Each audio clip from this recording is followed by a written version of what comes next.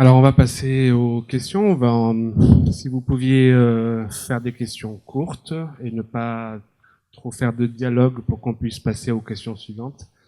Une première question éventuellement, madame. Parlez bien dans le micro parce que c'est enregistré. Vous dites que les traités ont changé, que les droits ont changé, mais vous êtes allé défendre des Syriens contre Fabius. C'est pas un peu antagoniste? Vous dites que tout a changé, il y a un revirement, et vous faites exactement cette chose-là. Quoi donc? Qu'est-ce que je fais? D'attaquer un... Oui, d'attaquer quelqu'un dans l'ordre, c'est une belle dans le question. protocole. Je vous remercie de la poser. Ça, c'est quand on a une question délicate, on dit je vous remercie de la poser. Ça veut dire je vous remercie pas. Si, je vous remercie parce que justement, ce dont je vous parle là, c'est un travail disons, de docteur en droit, mais il est largement bâti sur mon travail d'avocat et réciproquement, mon travail d'avocat est bâti sur mon travail de docteur en droit. J'ai fait très attention à ne pas tomber dans le panneau. Et de comprendre le panneau en travaillant. Bon, alors, à mon avis, tomber dans le panneau, ça aurait été attaquer Hollande ou Fabius devant la Cour pénale internationale, par exemple, parce que là, on faisait... tomber dans le panneau, ça aurait été traduire des Français brigands là-bas, on va les appeler les brigands, hein, c'est un nom de code, ou les rebelles modérés, si vous préférez, ou les terroristes résistants. Une autre façon de tomber dans le panneau, c'était de poursuivre, parce qu'ils commettent des exactions là-bas. Hein. Vous savez, dans tous les endroits de Syrie, il y a toujours des types qui font peur à la population, qui s'appellent El Francier. Je ne sais pas si je prononce bien El Francier. C'est le français, quoi. Il y a toujours des Français quelque part et tout le monde en a peur. Oui. Et alors l'idée, c'est de poursuivre ces Français en France. Non, ça c'est une mauvaise idée également, parce que justement, selon le vieux cadre international, ces gens qui commettent des crimes sont attrapés en Syrie, doivent être jugés, condamnés en Syrie. Bien. Fabius, il est français. Moi, je suis français. Ce sont des victimes civiles qui ont porté plainte en France. Donc je pense que nos chefs militaires et politiques, c'est à nous de les traduire devant nos tribunaux. Et ça, c'est respectueux du vieux droit international.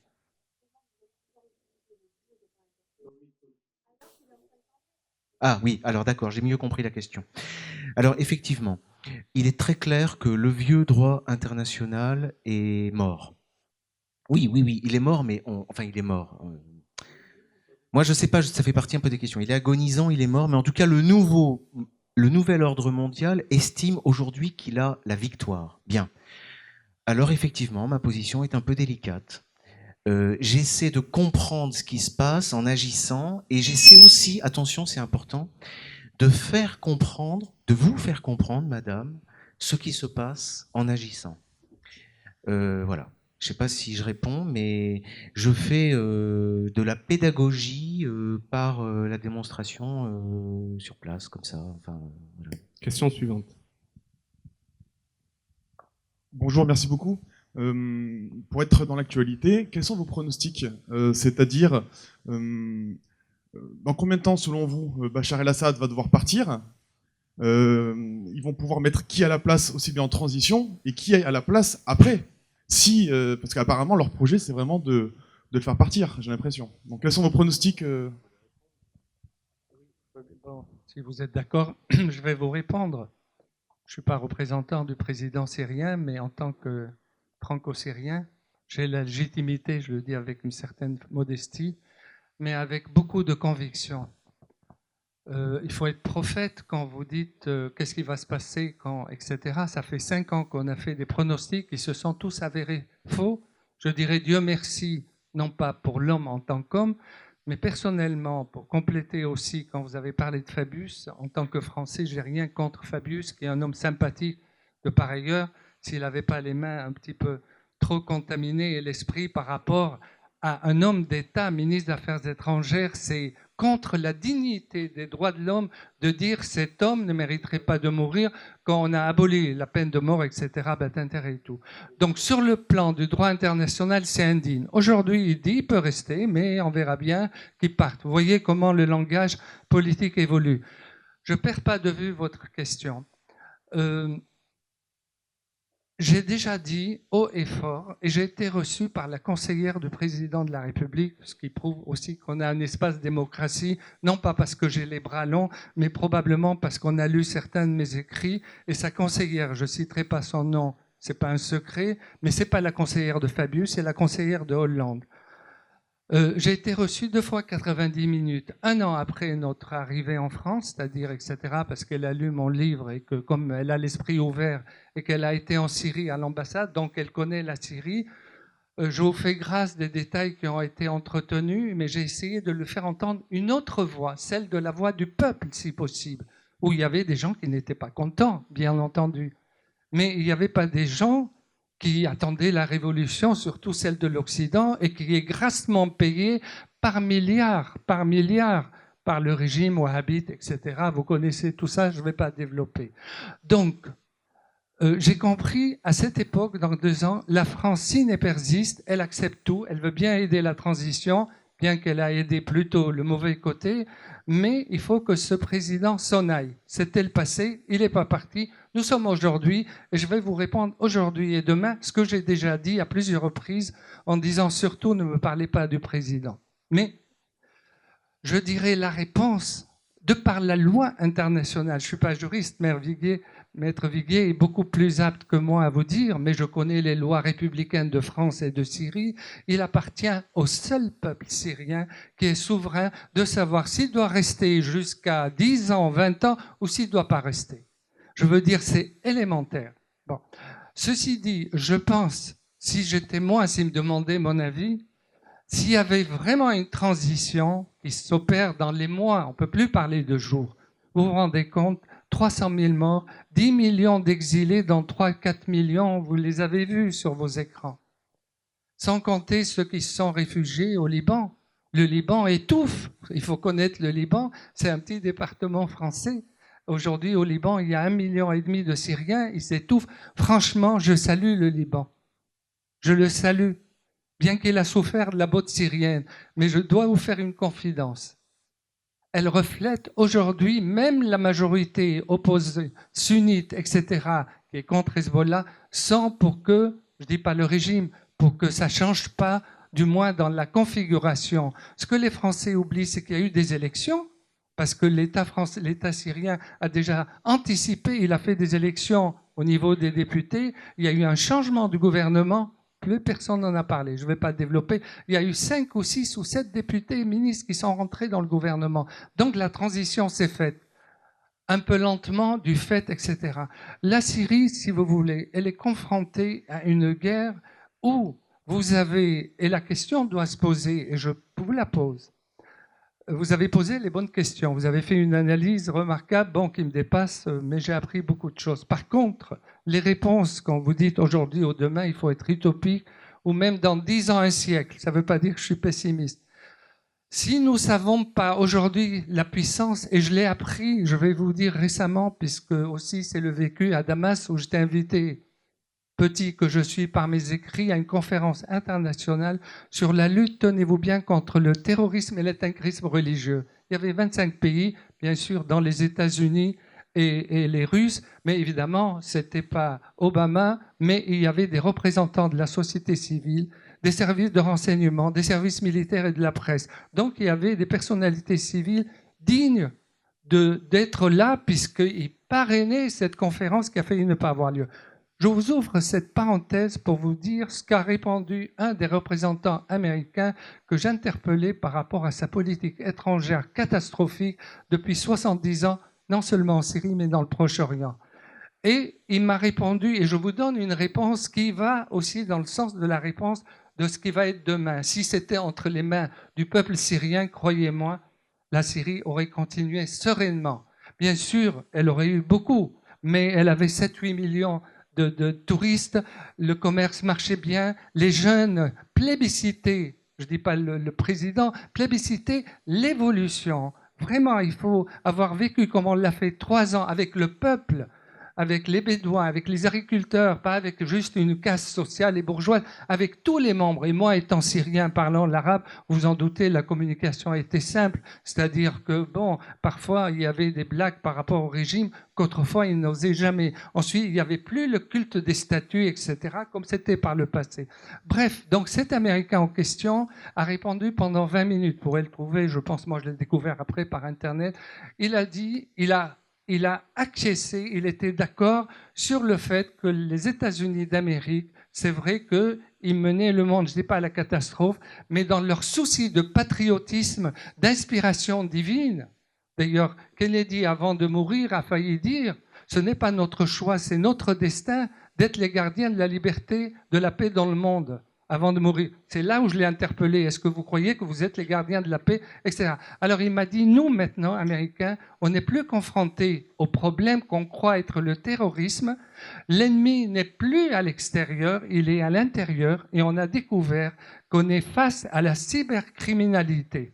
Je termine, cybercriminalité. Maître, si par rapport aux puissants, parce qu'on peut rêver tous d'un monde meilleur, mais qui détient les intérêts économiques du monde? Ce sont les pays? Non, c'est une centaine de multinationales qui ont des mains mises sur l'agroalimentaire, sur la chimie, sur l'armement. Je termine, juste le budget de l'armement, et ça va vous parler comme de l'argent, Richard Crésus, le budget de l'OTAN est de 1000... L'OTAN, c'est en Europe, hein, et c'est pour ça que la Turquie est très choyée, même si elle a, comme Sarkozy et compagnie, 2 poids 2 mesures. Elle est pour Israël, contre Israël, pour les musulmans et contre les musulmans. Bon, bref, c'est à ne rien comprendre, c'est vous dire, ça n'a ni foi ni loi, 1000 milliards d'euros pour le budget de l'OTAN, j'ai terminé, 1000 milliards de dollars pour le budget de la défense américaine. Ce qui veut dire un Européen et un Américain sur 4 fonctionnent pour l'armement. Quand on aurait trouvé la conversion de l'armement, comme pour Saint-Paul, chemin de Damas, à ce moment-là, on a les réponses à tout pour ce monde meilleur. Je vous remercie. Je crois que Damien Viguier va compléter votre réponse. Mais il va y avoir d'autres occasions. Il faut en garder pour la fin. Enfin, pour la suite. Ah bon, d'accord, je vous donne plus le micro.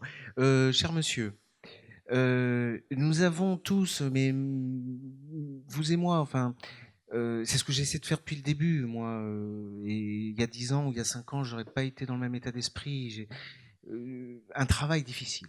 Un travail difficile de décryptage à refaire constamment. Le fait, moi je suis allé à Damas en Syrie 3 fois, donc tous les ans, donc ça fait 3 ans. Effectivement, ça m'aide un peu, j'avoue, parce que quand vous sortez de France, déjà ça débloque un peu. Mais dès qu'on revient, on est sous le... Et on s'en rend pas compte. C'est quand on s'en rend compte qu'on se dit, bon, là je me lève, j'allume la radio, et au milieu de tout et de rien, tac, on nous instille des trucs. On nous tac, à midi, dans le journal. Tout à l'heure, je regardais le journal, Le Monde, parce que je me suis dit, voilà un bel exemple, au moins je vais savoir où ils en sont. Et je me suis dit, oui, j'aurais pu poser la même question que vous. Voilà. Donc, propagande. On est dans la propagande criminelle pure. En demandant le départ du président Bachar el-Assad, on est dans une propagande criminelle. C'est-à-dire qu'il faut avoir conscience des effets sur le terrain. C'est-à-dire que quand un diplomate dit on a aménagé la transition vers le départ de Bachar, ça se traduit sur le terrain en Syrie par des bains de sang. Parce que les mecs se disent ça y est, au sein du régime, comme on dit, dans tous les régimes, vous avez des arrivistes, vous avez des gens qui disent ça y est, c'est mon tour, c'est bon. Les gens sont démarchés. Vous savez que, bon, je ne vais pas donner trop de détails parce que là, pour le coup, je pourrais avoir des ennuis, mais vous avez des gens français qui sont allés en Syrie, rendre visite, soi-disant, voilà, pour renouer le dialogue. Vous savez ce qu'ils ont fait? Ils ont démarché secrètement des hommes politiques syriens, tout en étant rentrés et en ayant serré la main de Bachar el-Assad. Ils ont démarché des hommes politiques et des hommes d'affaires en lui disant, nous, voilà, on a le chéquier, si vous marchez avec nous, voilà. Ouais. Ça mérite la pendaison, ça s'appelle de l'espionnage. Bon, voilà. Donc, c'est difficile. C'est difficile. Seul confronté au journal, on ne peut pas. C'était au niveau de la Syrie, vous avez dit que les premières attaques, ça commençait au niveau des frontières, ça avançait. Et concernant la nouvelle stratégie géopolitique de la France, et en rapport avec les derniers rapports que la Russie a donnés internationalement entre le rapport avec Daesh et la Turquie. Est-ce que vous ne pensez pas que au niveau stratégique, comme il y a SI, enfin ISI ou l'État islamique a pris une certaine partie du territoire syrien, enfin je ne sais pas après exactement parce que je n'ai pas trop suivi, est-ce que vous ne pensez pas que peut-être ils vont essayer d'établir un État dans un État en fait? Mais c'est déjà fait. C'est déjà fait puisqu'ils occupent une bonne partie de Raqqa, donc au nord-est de la Syrie. Ils occupent une partie. Bon, je vous remercie de votre question. Oui, oui. Oui, mais c'était l'objectif même au-delà. C'est un califat et Erdogan, donc, que j'ai cité d'une façon un peu violente, vous me comprenez, alors que sur le plan humain, je n'ai rien contre. C'est un monsieur qui présente bien, qui a fait de... Et puis la Turquie, vraiment, c'est la 8e puissance du monde. Elle a fait un accord avec la Syrie et l'Iran à un moment donné, vous voyez. Bon, du coup, il fallait... Vous savez, dans ces pays, il faut toujours les diviser. C'est un principe. Bon, et ils ont trouvé les complices dans le wahhabisme, qui est une branche, une ramification radicale de l'islam, qui n'a rien à voir. Je ne suis pas un théologien musulman, mais je connais suffisamment mes compatriotes musulmans du Liban et de Syrie pour vous dire que ce sont des gens comme vous et moi, où il y avait une fraternité exemplaire et on a essayé de la détruire, mais elle subsiste encore. Bref, donc par rapport à cela, ils ont failli. Mais il faut savoir que la Turquie, maintenant, les masques tombent. Pourquoi? Ce n'est pas parce que d'un coup, le monde entier a eu pitié d'un peuple qui est à l'agonie. C'est honteux. Au bout de 70 ans, après l'Irak, après le Liban, après la Libye. Alors, à propos, juste, j'ouvre une parenthèse, vous savez, bon, même s'ils partaient demain, ça y est, c'est le miracle et la démocratie et tout va bien. Vous voyez, ne fixez plus ce formatage, cette stigmatisation, c'est un poison médiatique. Et ce n'est pas pour occulter, croyez-moi. Je suis marié avec aucun homme politique, mais j'ai le respect de la présidence, qu'elle soit en France, quand on est libre et démocratique, etc. Donc la Turquie a joué un très mauvais rôle, déjà, parce qu'il y avait 3 raisons. Un, Erdogan monté en puissance. Il est soutenu non seulement par Israël, mais par l'Amérique entière, parce qu'il est membre de l'OTAN.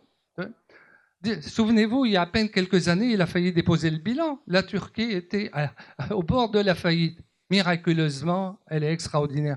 Mais l'OTAN, je vous ai donné le budget 1 000 milliards par an. Et nous contribuons tous. Bon, alors, ensuite, il a le problème kurde qu'il n'a jamais résolu. Il y a 15 millions de Kurdes en Turquie. Où est l'humanité d'Erdogan et de la Turquie pour les laisser? Ils sont en Syrie. Même à la limite, s'ils devaient créer un État fédéral, savez-vous que la Syrie a intégré 1 million de Kurdes qui sont syriens? Et je peux vous dire, je les ai fréquentés, ils ne sont pas très contents de leur sort parce qu'ils ont toujours les sales boulots, malheureusement. Bon. Mais il y a une chose, c'est qu'ils vivaient en paix et ils avaient leur région. Bref, l'histoire, elle est là. Or, il y a 1 an et demi, l'Amérique a décidé d'en découdre. Vous voyez, comme quoi elle allait. Pendant 1 an et demi, la première puissance américaine n'a pas réussi à les faire arrêter. Il a fallu, c'est là où j'arrive à je dirais pas au politiquement correct, au contraire au politiquement de la pragmatique politique, quand la Russie, en accord, parce que les Russes ont dit aux Américains, malheureusement ça passe sous le nez de Hollande qui s'en est rendu compte un peu trop tard. Et Sarkozy, n'en parlons pas, c'est lui qui a balisé avec Juppé, qui prétend être président de la République. Je vous rappelle, je suis gaulliste, mais Juppé, c'est l'homme d'Istanbul, qui a balisé au gouvernement de Fabius de continuer dans la même ligne. On les a combattus sur tous les chapitres, sauf la politique étrangère, comme par hasard. Pour revenir à la Turquie, donc il y a le problème kurde, il y a le problème d'hégémonie de califat. Or, aujourd'hui, la Turquie, provisoirement, a perdu la partie parce qu'elle a occupé aussi Alep, qui est une métropole de 5 millions d'habitants. C'est le poumon économique, il faut le savoir, Alep, parce qu'Alep, c'est une ville 2 fois comme Lyon, c'est la moitié de Paris.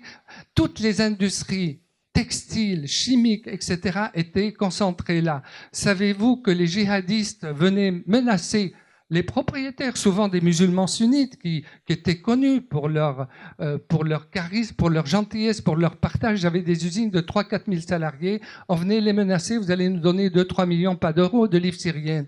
S'ils refusaient en disant, mais écoutez, qu'est-ce que vous venez faire, nous? On leur disait, mais vous travaillez pour le régime, alors qu'ils exportaient dans 50 pays.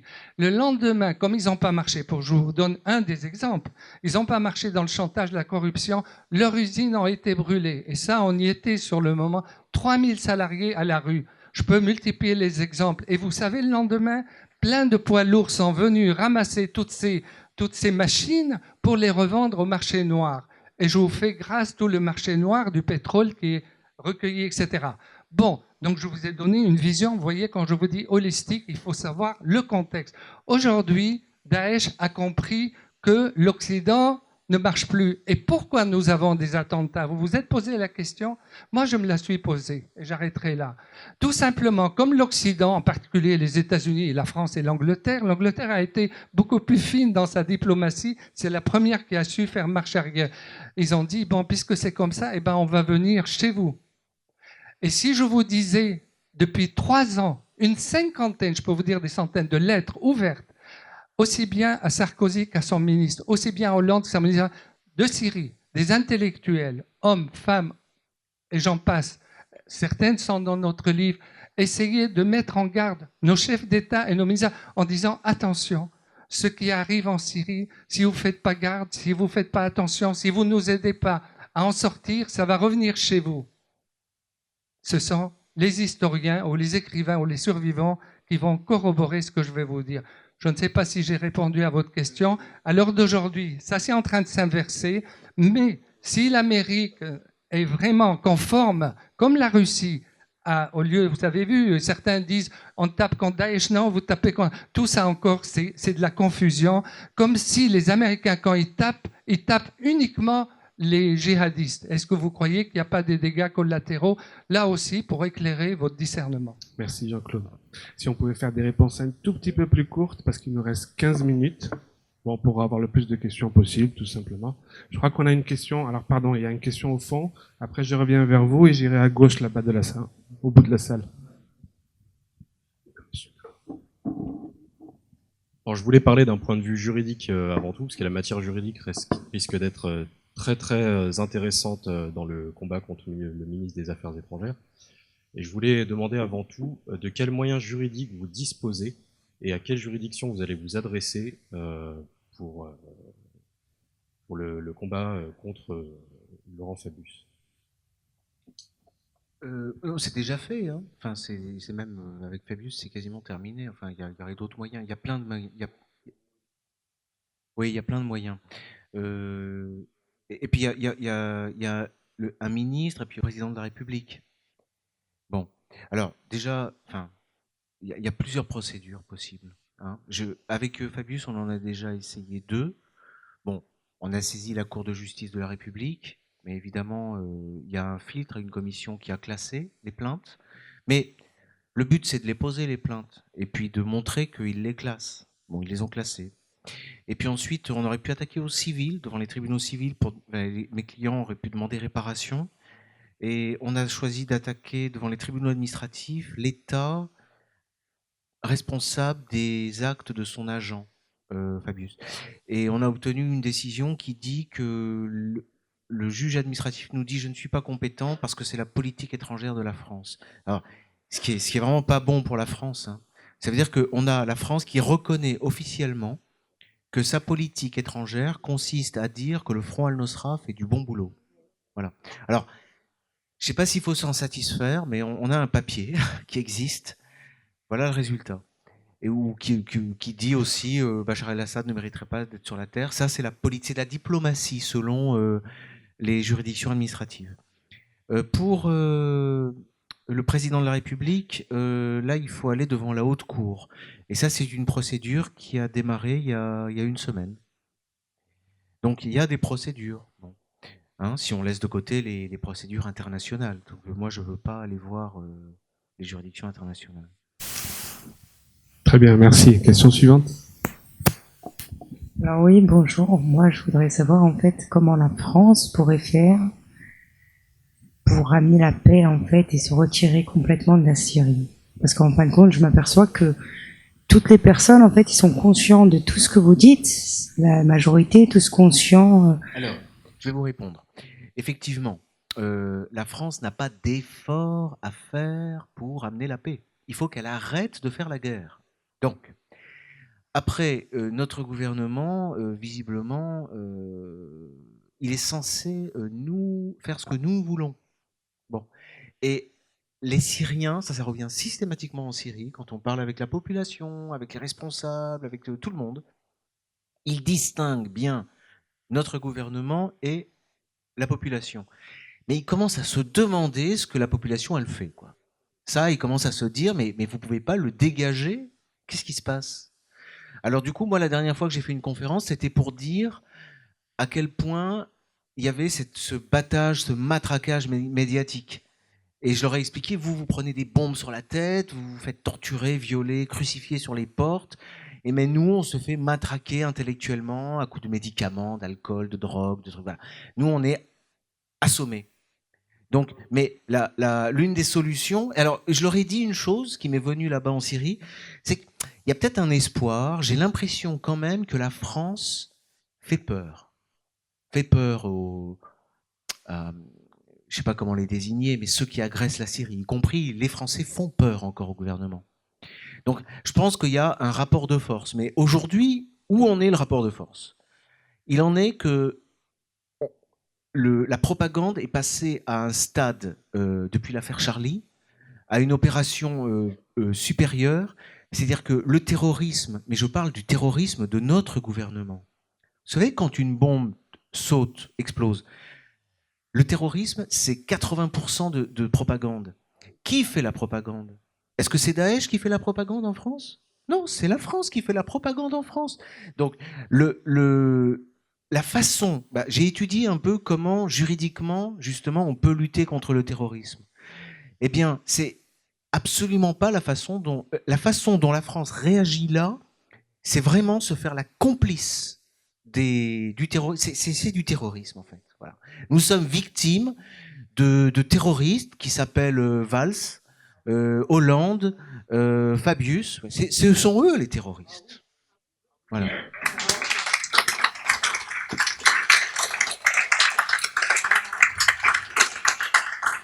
Question suivante. Non, je voulais simplement dire qu'avant de venir, j'avais écouté une interview de Bachar el-Assad avec un journaliste tchèque, et en effet, il disait bien, c'était une interview de 33 minutes à peu près, et c'est toujours remarquable, très intéressant d'écouter ces interviews qui sont... moi, ça me bouleverse. Et il disait justement, mais comment est-ce que vous pensez que j'aurais pu résister si la population ne m'avait pas soutenu? Enfin, si la population était contre moi, mais je n'aurais jamais pu résister. J'ai tellement de force contre moi. Oui, c'est clair. Et bon, enfin, je ne développe pas sur là, mais je voudrais la non, mais Syrie... surtout, il protège la population. On sait très bien Ah que oui, si il Bachar protège, el-Assad bien sûr. part ou tombe, Tout à fait. c'est le chaos. C'est-à-dire que c'est la Libye en 10 fois pire, 100 fois pire peut-être. Exactement. Je voulais... C'était pourquoi je voulais... oui, la Syrie se défend... Enfin, vous défendiez la Syrie en disant, en mettant tous... comme si elle était accusée, mais je trouve que la Syrie, la Libye, l'Irak, ce sont des pays souverains, mais ils ont osé s'affronter et dire non aux États-Unis, j'imagine. Et puis, en plus, ce sont des pays extrêmement riches, où les gens, la richesse est relativement bien partagée, les gens sont éduqués, l'éducation est donnée à peu près à toute la population, la santé également, aussi bien en Irak qu'en Libye et qu'en Syrie. Mais ces pays ont osé dire non, et en plus, ils ont des richesses extraordinaires. Alors, tous ces pays de l'OTAN, y compris l'Arabie Saoudite, le Qatar et Israël, bon, évidemment, c'est un trop gros gâteau, quoi. Et en plus, ils font fi des lois internationales. Alors, bon, je ne vais pas garder mais je voudrais identifier qui attaque des corporations. On sait très bien que le général, comment il s'appelle ce général qui avait dit la guerre se fera en Irak, au Liban, en Syrie, en Libye, je ne me rappelle plus comment il s'appelle. Voilà, ça. Bon, déjà c'était annoncé, donc ça, voilà. Et qu'est-ce qui se régale de tout ça? À toutes les richesses de ces pays, où ça va? Dans quelles mains ça va? Dans les mains particulières? Dans les mains des corporations? On sait très bien que les militaires sont remplacés par des mercenaires. Voilà, je sais pas, je suis un petit peu en colère de voir tous ces désastres et ces médias qui montrent, mais ça, bon, on le sait. Et la question du terrorisme. Le terrorisme n'est-il pas une arme magnifique pour que les gouvernements s'allient leur peuple avec l'aide des médias? C'est très triste.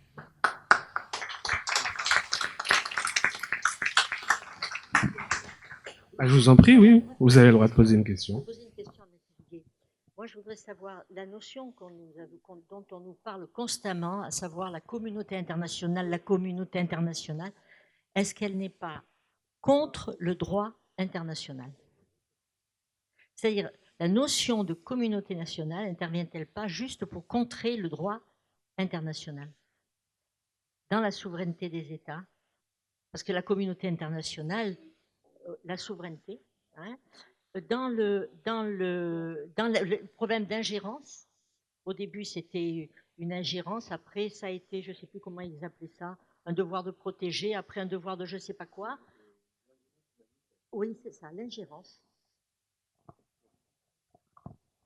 Bon, c'est comme ça qu'il faut prendre les choses. Hein. Il faut prendre par exemple, communauté internationale, puis après il faut travailler les mots. Il faut prendre le dictionnaire, pour regarder. Peut-être en effet que le terme de société internationale serait plus judicieux que de communauté internationale, à condition de considérer la société comme une pluralité d'entités. Alors communauté peut évoquer aussi une pluralité d'entités, mais évoquerait plutôt une entité mondiale, unique. Alors en ce sens, c'est vrai que c'est néfaste, hein, comme notion, comme concept. Hein.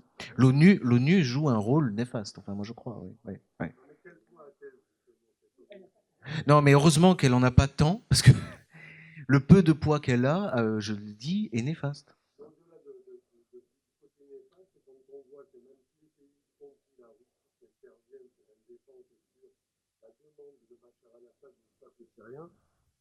Je viens de lire quelque part qu'il y avait eu au niveau de l'ONU une destitution de la souveraineté nationale syrienne. Qu'en est-il exactement si au niveau international, et je pèse mes mots, on aliène la souveraineté d'une nation en toute simplicité? Alors, levez bien la main pour de répondre à votre question, parce qu'après la communauté, c'était quoi déjà? Ah oui, l'ingérence, oui. L'ingérence, c'était un peu à mon programme, à la marge. Oui, non, mais attendez. Non, mais alors voilà, on est dans un exemple typique d'abolition des règles anciennes. Alors, anciennement, la règle d'or, c'est le devoir de non-ingérence. Hein? Bon, voilà. Et pourquoi et on est arrivé. Ça veut dire que quand un État est en train de régler ses comptes, par exemple, prenons une hypothèse, mettons que nous traduisions Valls, Fabius et Hollande devant une haute cour. Bien. Eh bien, au nom de la non-ingérence, Obama et même Poutine ou Bachar el-Assad n'auraient pas le droit de venir s'en mêler, quoi. C'est nos affaires. On se mêle pas de nos affaires. Voilà. Et alors, au nom de la protection des peuples, on a instauré cette idée de l'ingérence humanitaire, qui est un moyen, au contraire. C'est ça qui est pervers. Moi, je ne sais pas s'il y a des psychiatres ou des psychanalystes dans la salle, parce que voilà, je crois que l'avenir, enfin c'est l'une des branches qu'il faut développer, aussi les anthropologues, mais beaucoup les psychiatres et les psychanalystes. Il faut analyser le tour d'esprit extrêmement pervers de ces discours qui jouent avec nos valeurs, et qui s'en servent pour les retourner, parce que nous sommes naïfs, crédules et trop bons. Et il y a Carl Schmitt qui disait une chose à propos des Russes à l'époque, mais on pourrait le transposer par rapport à nos ennemis. Ils ont percé, au cours des siècles, ils ont réussi à percer le secret de nos institutions. Et ils ont investi le cœur de nos institutions, ils s'en sont rendus maîtres, et ils les retournent contre nous. Et l'ingérence, c'est un bel exemple. C'est-à-dire qu'on va bombarder Hiroshima, c'est de l'ingérence humanitaire. Voilà la réalité.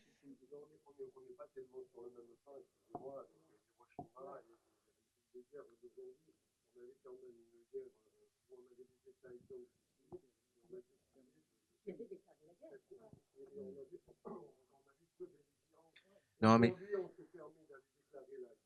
non, non, non, non, non, non, non. Oui, bon. Alors regardez un petit peu parce que 45, de 44 à 48 par là, on tourne. Non, c'est un moment historique important et juridiquement aussi parce que je suis désolé, il n'y a pas eu de traité de paix avec le Japon. Enfin, je crois pas. Enfin, en tout cas, l'empereur a dû partir et on a exterminé les civils, etc. Et les États-Unis dominent l'Asie. Bon, alors me parlez pas de la guerre entre l'Amérique et le Japon comme un exemple de guerre d'ancien style. Et c'était une guerre absolument terrible et horrible. Donc non, c'est pas un bel exemple. Pas au bon sens. Et on peut en discuter. Hein, ce sont des cas, il faut discuter. On a encore une question ici et 2 questions sur le fond, au fond de la salle. Oui, lorsqu'on a eu une explication sur les tenants et aboutissants de cette guerre, il a été question de la question du Qatar, la question de l'acheminement de l'énergie, etc. Et il n'a pas été question d'un des États qui n'est pas un belligérant, mais qui l'est à distance, Israël et le Grand Israël. Est-ce que vous auriez une analyse concernant les intérêts d'Israël, son expansion dans cette région et les conséquences que ça a sur la Syrie, la Jordanie et les autres États environnants? Alors moi, en tant qu'avocat, je me suis fait tout à l'heure l'avocat d'Hitler. Alors je préfère laisser la parole à Monsieur Antacli. Oui. Je vais essayer de ne pas être de parti pris dans mon appartenance à la Syrie, mais je suis plutôt pour la justice. Et vous savez, ça fait 40 ans, y compris au niveau d'Israël. Je trouve qu'il y a eu beaucoup de maladresse de dire on va détruire Israël. Et malheureusement, la Palestine n'a pas eu d'homme charismatique, même si Arafat, il a fait ce qu'il a pu, mais tantôt il embrassait, et tantôt dans les écoles, il enseignait le double langage que l'Occident utilise. Mais je vais quand même venir à votre question. Quand je vous disais, si on ne règle pas les causes, il n'y a pas que la Syrie, les causes du mal, 70 ans, cette guerre israélo-arabe, qui n'est pas résolue, au contraire. Bon. J'ajouterai juste une parenthèse par rapport au djihadisme, où il y a beaucoup de gens qui vont. Il faut savoir aussi que c'est un phénomène sociologique, je le dis en 1 minute. Ils appartiennent à beaucoup de communautés. Comment se fait-il que les prisons saoudiennes, qataries ont été ouvertes pour les criminels qui ont violé, tué? Parce que vous savez, là-bas, quand vous faites un crime ou volé, etc., c'est la peine de mort. On a libéré 3-4 000 prisonniers pour leur dire, vous voulez faire le djihad, vous y allez. C'est un petit détail qui compte dans la pragmatisation sur le terrain de cette guerre, son nom, comme on l'a appelé. Les Tunisiens, le contingent le plus élevé, alors que, si, il y en a 3 à 6 000, mais bon, il y a eu le problème du printemps, et puis le fait que la Tunisie a accédé, bon, avec un gouvernement qui a été renversé. Vous savez, c'est très complexe, je ne prétends pas détenir la vérité. Mais Israël, c'est le nœud. Elle a eu dans cette guerre, finalement, le profil le plus discret, le plus bas. On en a parlé le moins. Et pourtant, ils sont... Malheureusement, avec ce pays que j'aime, qui est mon pays d'adoption, la France, ils étaient dans le partage des renseignements, parce qu'il y a quand même quelques militaires, même si la majorité sont des mercenaires, qui n'ont ni foi ni loi et qui sont payés pour tuer. Ce qu'on a oublié de vous dire, il doit y avoir sur les 80 000, 100 000, au moins 30 à 40 000 prisonniers. C'est vous dire s'ils peuvent faire une guerre loyale, même si les guerres, on l'a dit, elle est sale. Deuxièmement, vous croyez qu'ils vont au nom d'Allah comme ça, gracieusement, avec le ticket, etc. Ils ont un salaire déterminé. Mais ceux qui touchent le gros salaire, c'est ceux qui, Baghdadi et compagnie, et ceux qui les dirigent, bon, pour arriver à leur fin. Or, aujourd'hui, quand il y a aussi, on parle d'Israël, mais il y a le Yémen. C'est curieux que personne ne parle des droits de l'homme et qu'il y a des civils qui meurent, alors que c'est l'Arabie Saoudite, aux côtés des Américains et des Occidentaux, qui disent rien. Vous voyez, tout ça, c'est pas clair. Nous revenons à la base. Si demain, le pouvoir, tant que le pouvoir est entre les mains des multinationales qui conditionnent nos dirigeants, qui sont en Europe, vous avez vu l'Europe? C'est une Europe où il n'y a que l'euro qui marche, entre parenthèses. Mais vous avez vu qu'il n'y a pas de politique commune. On agit au niveau des événements. C'est sûr, s'il n'y a pas une prise de conscience collective, parce que, maître, quand vous disiez, il faudra un jour, peut-être, on est dans l'enfantement. Mais quand même, ça fait, je ne dirais pas 10 000 ans, mais 2000 ans, Ça fait, on parle Deuxième Guerre mondiale. En réalité, moi, j'ai fait le compte. La Troisième Guerre mondiale que certains vous annoncent, pour moi, elle a eu lieu. Elle a eu lieu en mai 48, justement au moment de la création de l'État d'Israël, contre lequel je ne m'insurge pas. C'est un État de droit. Malheureusement, il a eu lieu contre ce qui aurait pu être juste dans la répartition. Au départ, vous savez, le partage de la Palestine n'était pas prévu. Même les Anglais ne l'avaient pas prévu. Finalement, l'histoire est là. On ne peut pas revenir. Donc, je ne veux pas faire du virtuel. Or, aujourd'hui, si on avait laissé, à la limite, moi j'ai ma réponse, si les Arabes prenaient conscience de leur force culturelle, économique, sans être aliénés ni à l'Europe, ni à l'Amérique, ni à la Russie, à ce moment-là commencerait l'espoir de ce que certains intellectuels à l'époque avaient essayé d'insuffler au monde arabe et au monde tout court, au monde d'Afrique, etc. Mais chaque fois que ces pays ont essayé d'avancer dans l'économie, dans la paix, dans la culture, il y a, je citerai, je termine, il y a un général français dont je ne me souviens pas le nom, c'est pas Salvant, mais lui, il a dit autre chose encore plus fort. Il dit, c'est curieux, chaque fois qu'on est allé soi-disant pour les aider, on les a fait reculer d'un demi-siècle. Ce sont des Français qui le disent. Alors, moi, je vais répondre à votre question, monsieur, parce que... mais moi, j'ai répondu globalement. Globalement, il est toujours dans la globalité. Je vais vous répondre. Il nous reste un quart d'heure. Hein. Oui. Posez-vous la question, que souhaite Israël? La dislocation des pays arabes. Vous en êtes bien d'accord? Ils veulent voir les pays arabes se taper dessus à longueur de siècle. Ce qui se passe actuellement au Proche-Orient, c'est un rêve éveillé pour Israël. Alors, maître.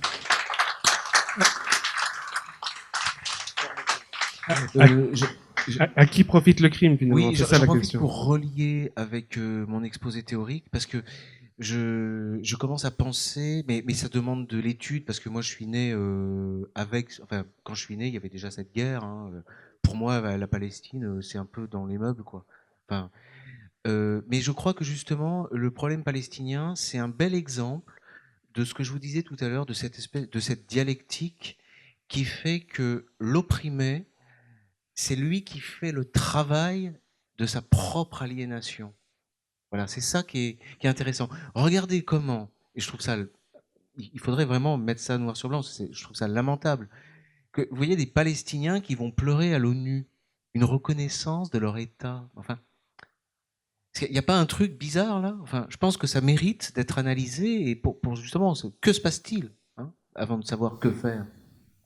Très bien, je vous remercie. Je crois qu'on a encore une question là-bas. Vous pouvez y aller, vous pouvez y aller. On a 2 questions ici, et puis il nous restera 10 minutes. Oui. Donc les questions courtes, les réponses courtes, et puis on passera aux dédicaces. Je vous remercie. Pouvez-vous nous parler de l'action de Poutine en Syrie, s'il vous plaît?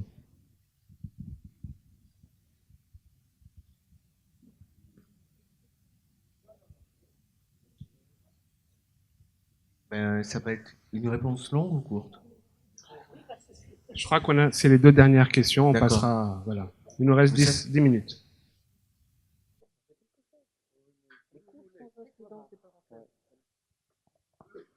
Non, vas-y.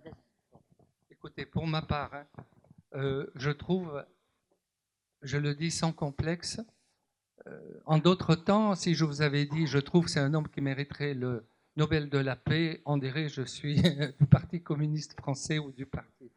Je pense que c'est un homme d'État. Je parle pas au nom de tous les Syriens, mais pratiquement d'une majorité de Syriens, toutes confessions confondues. Pour eux, si Poutine n'était pas intervenu, bien sûr, avec l'Iran et Hezbollah, eh ben, la Syrie, elle serait dans un état plus lamentable que l'Irak. Maître m'a dit ça ira. Est-ce que ça ira? Non, parce qu'on a dit, bah, mais c'est super. Non, moi je veux juste ajouter, mais vous me laissez le temps de réfléchir à mes réponses, c'est pour ça. Mais une fois que j'ai ma réponse, c'est bon. Non. Non, oui, ma réponse, non, parce que j'ai un feeling avec Poutine, parce que pour moi c'est un juriste. Hein. Pour moi c'est pas un voyou de Saint-Pétersbourg, ce qu'il a été aussi, paraît-il. Bon, c'est pas non plus un judoka. Pour moi c'est un juriste, et je fais très attention à ses discours.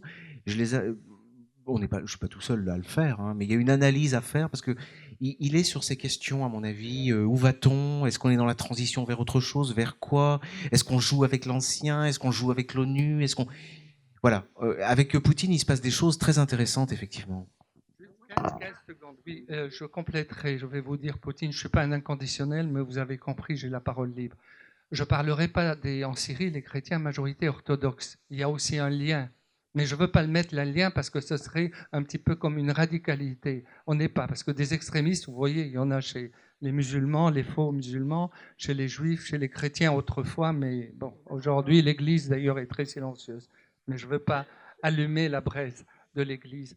Il y a une chose, c'est que la Russie, par rapport aux Syriens, c'est le seul pays qui a été cohérent depuis un demi-siècle dans sa politique au Proche-Orient. Une.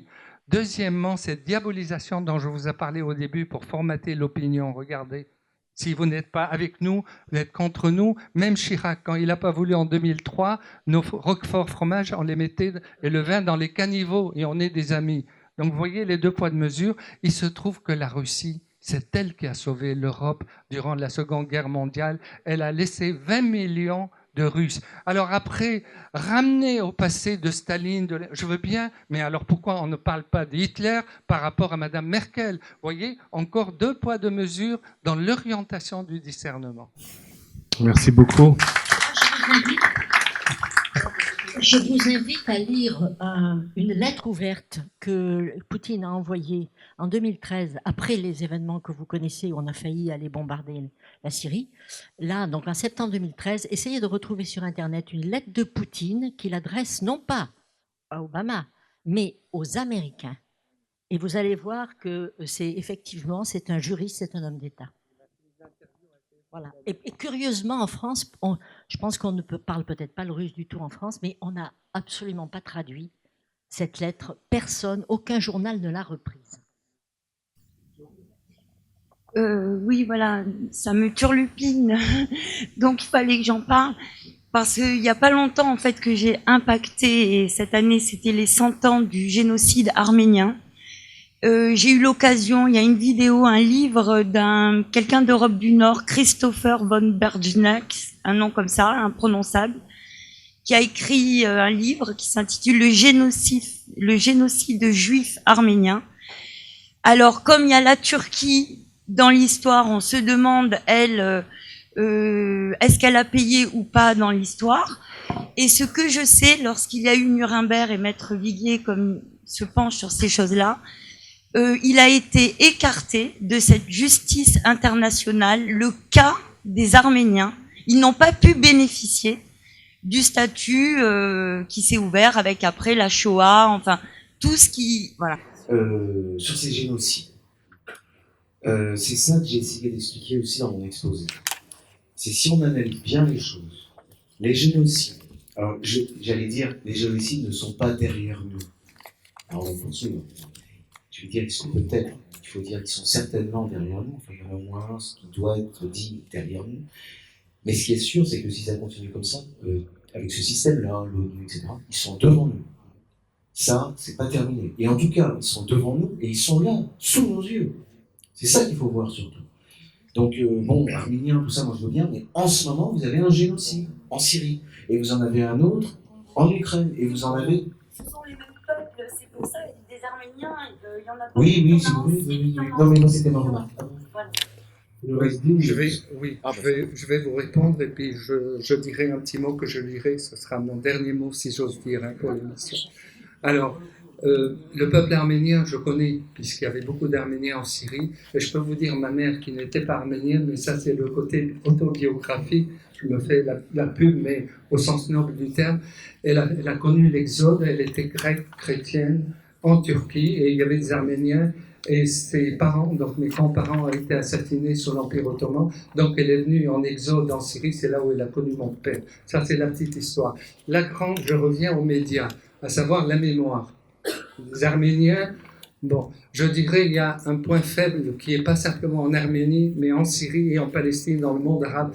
On ne sait pas communiquer. Par contre, on sait quand on n'a pas su ce que c'est de gagner 1 euro, que vous êtes assis sur des puits de pétrole qui peut-être vont disparaître avec les énergies renouvelables, vous voyez, et qu'on donne des milliards pour proférer du mensonge et dire, et certains imams pour qu'ils distillent, à savoir tuez-les parce qu'ils sont chrétiens ou alaouites ou j'en sais rien, et que leur sang ne coule pas n'importe où parce qu'il est impur, qu'il court dans les caniveaux. Quand je suis Obama, je suis Hollande, si Cameroun, si j'ai un peu de dignité, je dirais au chef d'État, vous lui fermez la gueule, pardonnez-moi.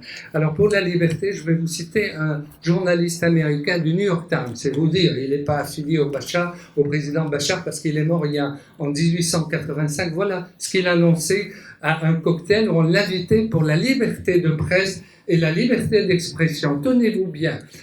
Il était en colère, mais il est allé parce que c'est un journaliste parmi ce qui restait d'honnête. Voilà ce qu'il a déclaré, et ça a été repris récemment entre 1955 et 1980 dans les archives, mais lui, il a déclaré ça il y a un peu plus d'un siècle, au même moment où Chateaubriand parlait de la Turquie. C'est vous dire qu'il y avait des intellectuels révolutionnaires formidables, y compris aux États-Unis. 1 minute. Il disait, à propos de la presse et de la liberté, il n'existe pas à ce jour en Amérique de presse libre et indépendante. Pas un seul parmi vous n'ose écrire ses opinions honnêtes. Et vous savez très bien que si vous le faites, elles ne seront pas publiées. Je le dis à la petite de 11 ans qui veut faire journaliste, ça va t'aider à t'instruire pour plus tard et je te souhaite bon vent. On me paye un salaire pour que je ne publie pas mes opinions. Et nous savons tous que si nous nous aventurions à le faire, nous nous retrouverions à la rue illico. Je ne sais pas s'il y a des journalistes parmi vous, mais je comprends qu'ils gardent leur place en ce moment. S'ils sont parmi nous, ils sont au chômage.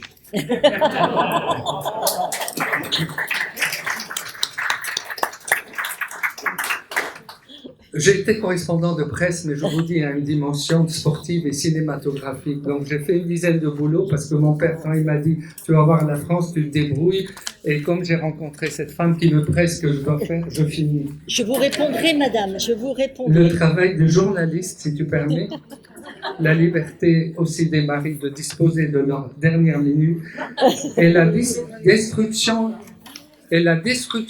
tenez-vous bien, de la vérité.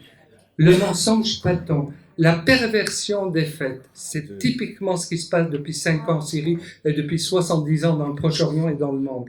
Et la manipulation de l'opinion au service des puissances de l'argent.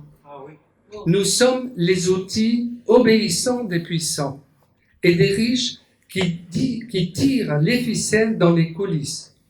Nos talents, nos facultés et nos vies appartiennent à ces hommes. Nous sommes des prostituées de l'intellect. Tout cela, vous le savez aussi bien que moi.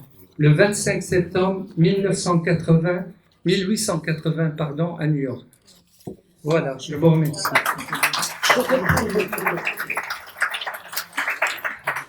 Je ramasse les questions.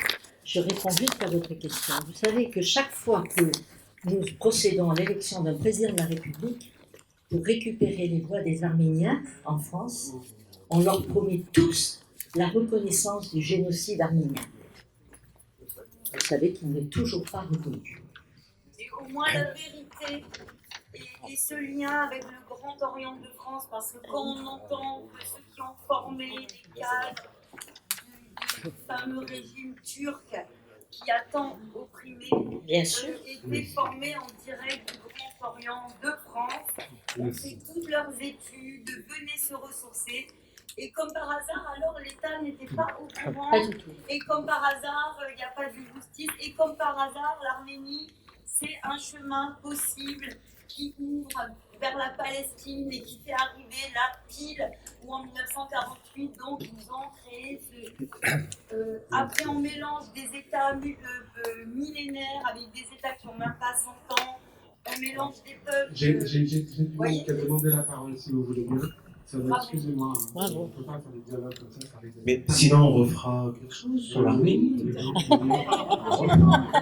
Mais pourquoi pas? Et puis on pourra même, enfin, on fera un pack génocide. Là, il y a du travail. J'ai une dernière question, et puis après on passera à la séance de publication.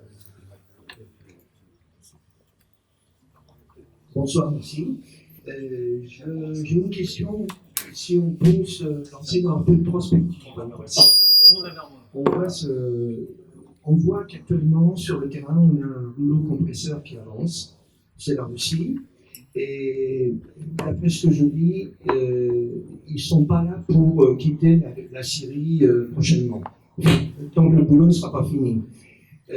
Ils ont notamment amené leur missile S-400 qui vole à 17 200 km/h, j'ai fait le calcul. Donc il n'y a pas beaucoup d'avions de chasse, même les meilleurs avions américains, qui auront de la chance avec une telle vitesse.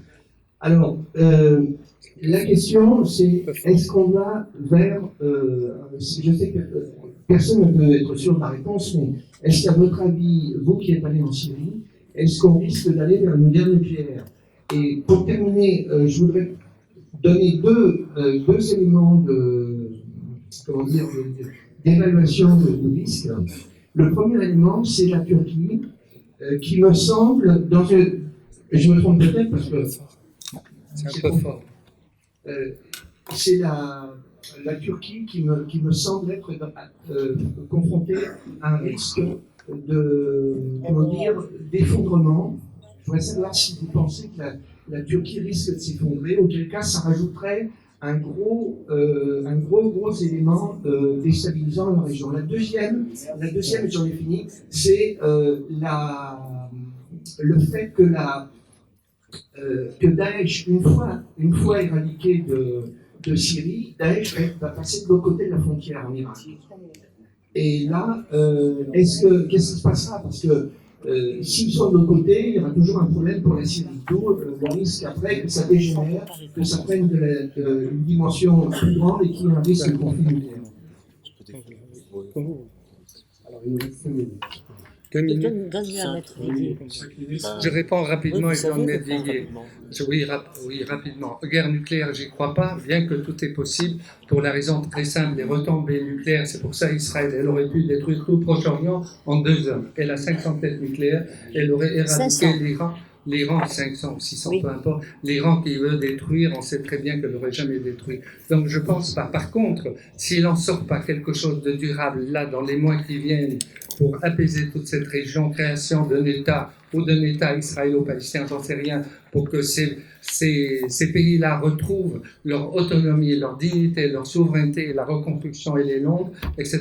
La Turquie, je pense, je vais vous dire, déjà quand la Russie est intervenue, regardez, déjà elle a abattu un avion volontairement pour entraîner l'OTAN. La Turquie est dangereuse parce qu'elle se rend compte que toutes ses ambitions de califat, de ceci, de cela, de pouvoir économique par rapport à l'Iran, par rapport à l'Arabie, parce qu'il y a aussi les 3 pôles qu'on pourrait développer plus tard, donc il y a des luttes, etc. Et il y a toujours l'exploitation de l'Occident, du wahhabisme, qui est un cancer au niveau de l'islam, et celui-là, s'il n'est pas résolu à l'intérieur des pays arabes, encore faut-il les hommes ou les femmes qui soient à la hauteur de cette transition. C'est très complexe. Je pense que personne peut dire à l'heure d'aujourd'hui une réponse, voilà comment ça va évoluer. C'est mon sentiment. Merci beaucoup. Oui, moi je trouve la question naïve. Hein. C'est toujours pareil. On est toujours, nous, restés intellectuellement, spirituellement dans l'ancien système.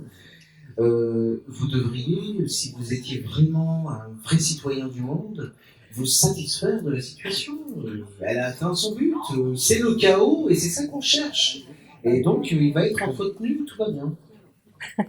Juste pour vous donner une ordre d'idée, 10 secondes, vous savez combien l'Arabie Saoudite, je ne suis pas contre l'Arabie, je souhaiterais que les femmes puissent pas simplement conduire librement. Vous voyez, ils sont à l'âge de la pierre et on est en train de fricoter et de s'agenouiller devant eux et ils avancent et bon, ils ont les imbéciles utiles, comme le dit Général Salvan, pour faire croire qu'ils se battent pour la démocratie et non pour le gaz. Donc vous voyez, il y a une transition très importante.